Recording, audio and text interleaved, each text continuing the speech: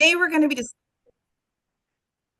Today we're going to talk about accountability, the secret ingredient to building strong business relationships. And where this comes from is, as an education team, we decided to say, to look at our core values that we discuss every week and see how they're kind of interconnected. And so, we're all here to build relationships. And so we decided to look at accountability as it relates to relationships, right? Um, accountability is not just a way to make a business relationship. It's one way to make business relationships a bit more meaningful. It's often seen as pressure, but we're not thinking of it as a way to pressure you or to just check a box.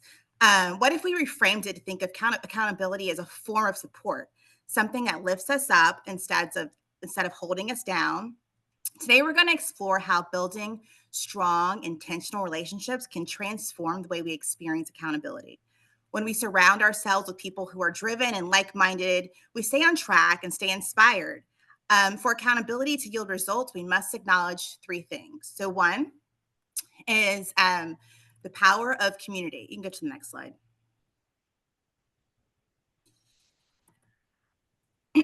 And what we mean by that is there's something powerful about being in the company of people who are pursuing their goals with energy and focus. So when we're a part of a driven, supportive community, it naturally raises our own standards.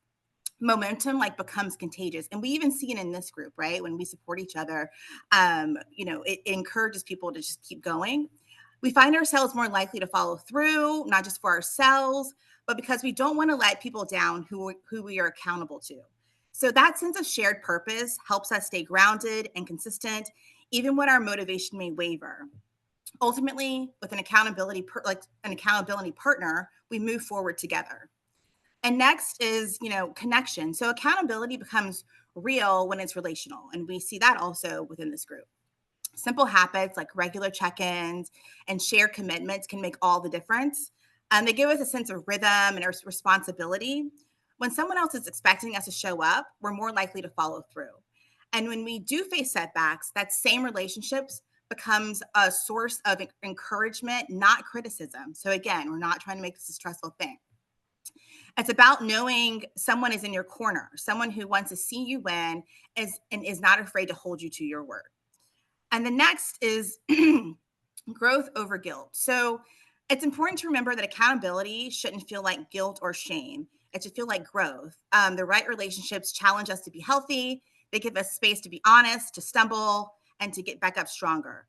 When we feel seen and supported, we're more open to learning from our mistakes and pushing through the discomfort. So here's the takeaway. If you want to build a stronger entrepreneurial relationship and a stronger business, start by having an accountability partner.